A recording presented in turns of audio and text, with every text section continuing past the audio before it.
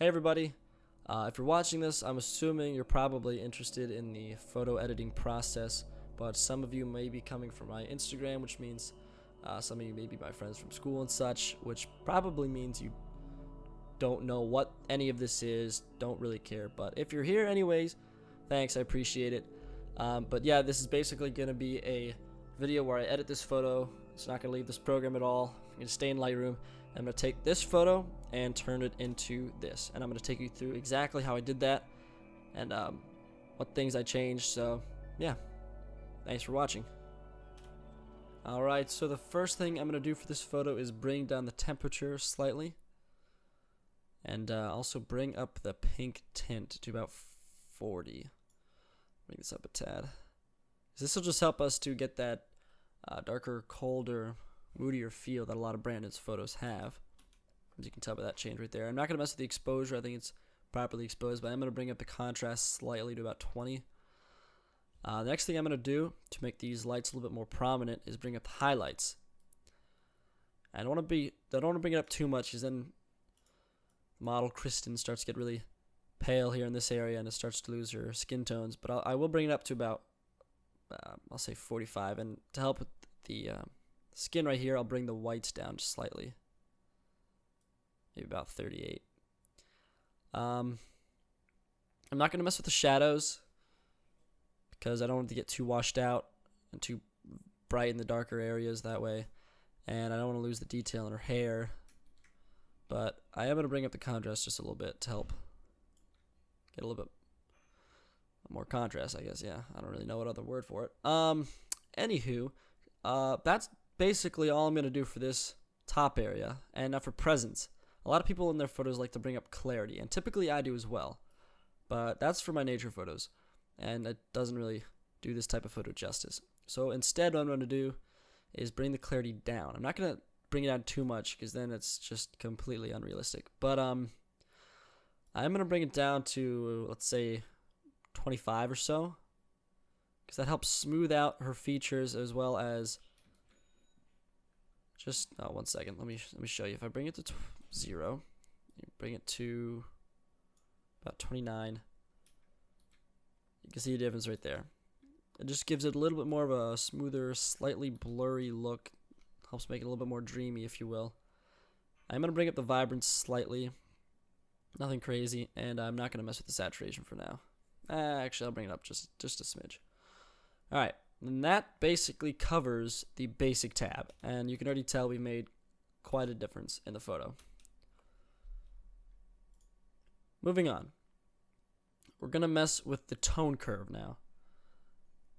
Now, one thing that a lot of people don't know about, or something that I didn't know about at least, I don't know about a lot of people, but I'm sure beginners in Lightroom aren't so aware of this, but if you go ahead and click this right here, the bottom right, you can go ahead and actually add your own points in and mess with this right here.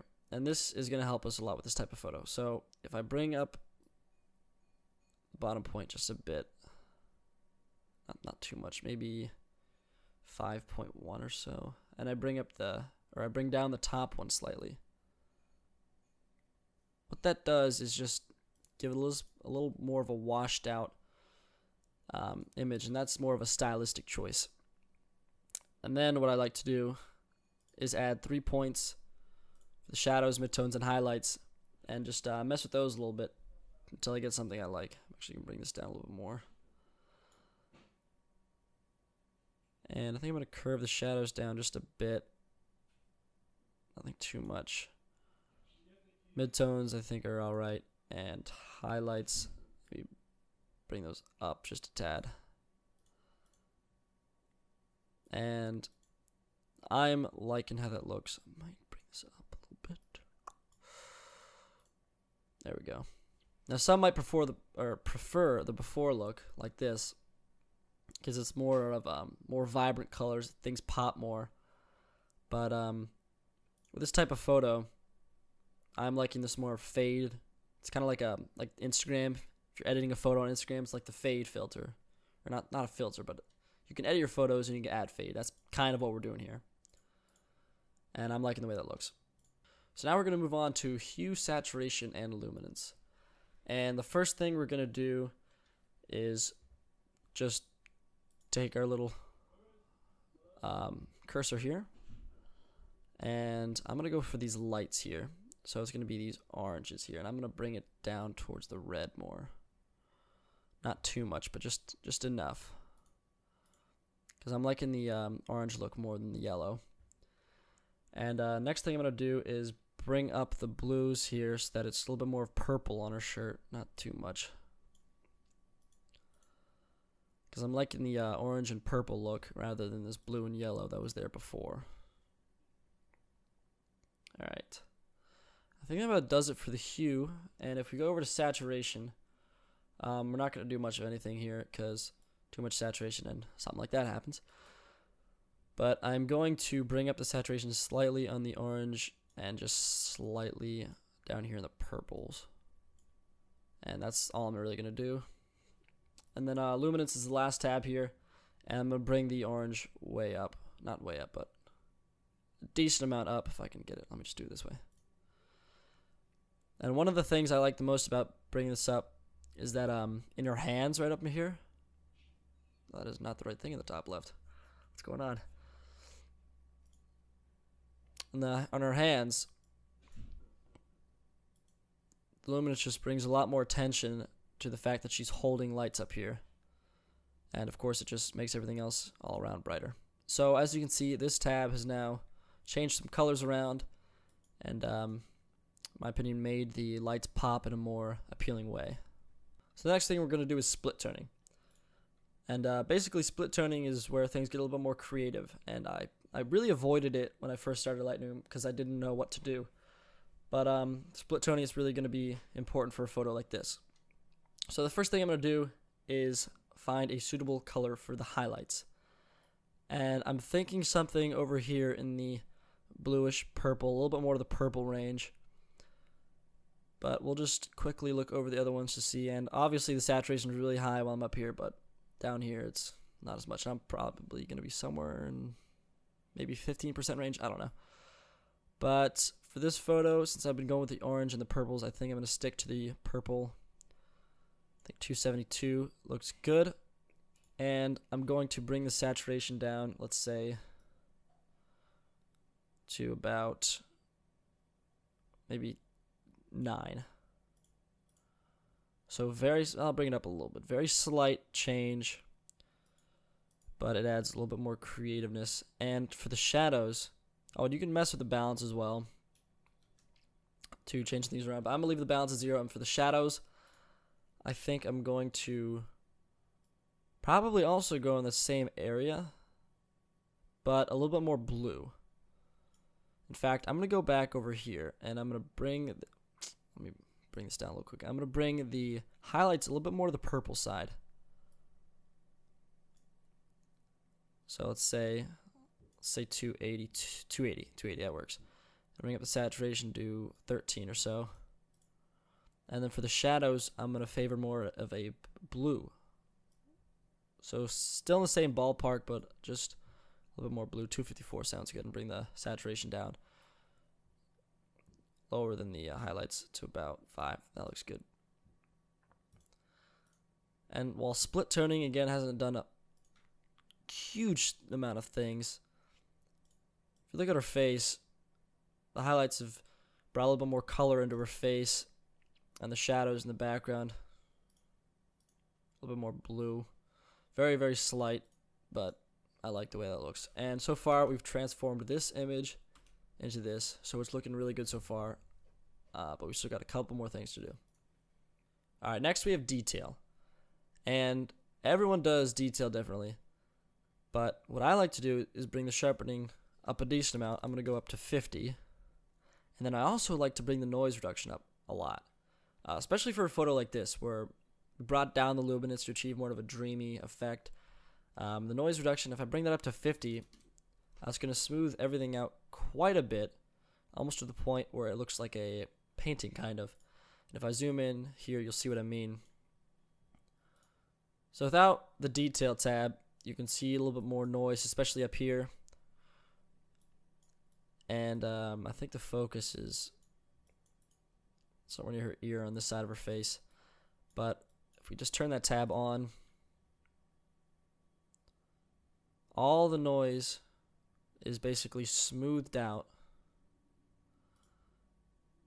and the sharpness still makes the details on her face, the more important details, crisper. And a lot of people don't like doing too much noise reduction. Like if I bring it up to 100, then it's ridiculous. But I'm going to keep it down at 50, and sharpening is at 50 as well. I'm not going to mess with anything else in this tab. And it's a simple change, but I think it helps a lot with a photo like this. Alright, now for lens correction, I'm just going to remove chromatic aberration. It's not really noticeable, but I always do that just in case. I'm not going to mess with transform at all, because something like that. I'm just not going to mess with that. But I am going to do effects. I like doing vignetting, so I think I'll add just a little bit of vignette. Let's say something like this, but I'm going to bring the feathering up a lot, so it's real nice and smooth. And I think I'm going to go for a little bit more, maybe like 25. I'll bring it down just a tad. Don't want to overdo it, but I'm liking the way that looks. And now we're nearly done, and we've taken this photo and turned it into this. So I'm really liking how it looks so far. Alright, the last thing we're going to mess with is camera calibration. This could be similar to split toning in a way, and I just recently started messing with this tab to figure different things out. There's a whole slew of things you can do here, and it's pretty fun to mess around with. So I think I'm going to leave the shadows at 0. I'm not going to mess with that, but I am going to bring up the saturation of the red primary slightly. That's too much. Maybe somewhere in the 25 range. Might be a little bit too much still. And a lot of it's just messing around to see what you like. I think I'm actually not going to mess with hue. For the green primary, however, I am going to take it up a notch, I think, to... Let's see here. One thing I like to do is just bump it up all the way to see exactly what it's doing to the photo, and bring it back down and just try to find a middle ground somewhere. Because I'm not a fan of this specific look, but I like how some more color is brought into her face and her hands and such, so I'm going to bring it up slightly to about 30, I'd say 29. And last thing I'm going to do is just bring up the saturation of the blue slightly. And I actually take this down a notch to about 20, keep that at 18. So I don't want to make her face look red, but this is looking pretty good so far. Got hints of purple, red, then light on her cheek, and that basically does it. I'm not going to mess with any cropping, but yeah, I was a big fan when I took this photo, and I am a big fan now that I've edited it. Sounds funny. But yeah, it looks good so far. One thing that I might have done better when I took the photo is to frame her face more, because these lights help to section off this area of the photo, because the subject is obviously your face. But there's a lot of empty space up here that I'm not a fan of. And the framing could have worked, or could have had some work. The composition could have had some work. But the overall aesthetic of the picture is pretty nice, I'd say. And the edit looks pretty saucy, in my opinion. I still have a lot to learn, but I'm getting there. Now that I just talked about this empty corner up here, I might actually take a graduated filter and exposure auto set to, that's not what I want. But I'm actually going to bring the exposure down slightly, I think, just to help darken that corner so we're not thinking about it too much. And I might actually crush the black slightly as well. I don't want it to look out of place, but I want it to be enough so that it doesn't have much of a presence in the final picture. And I think that does a pretty good job. I'll bring it back a little bit because I don't want too much of it to go on her face. Oh, whoops. But basically, that filter has now darkened up that corner a little bit, and I think it works out pretty well, to be honest. Alright, so if you made it to this part of the video, I really appreciate it. You're a real trooper. Thank you so much. One thing I will ask, if you have made it this far, please consider subscribing. The channel is just starting, but there's a lot more to come from it. I know those involved are starting college, so a lot of our time is going to be sucked away, but we're still motivated to continue this. And yeah, again, I appreciate your time, and I hope you enjoyed, and I'll see you in the next video.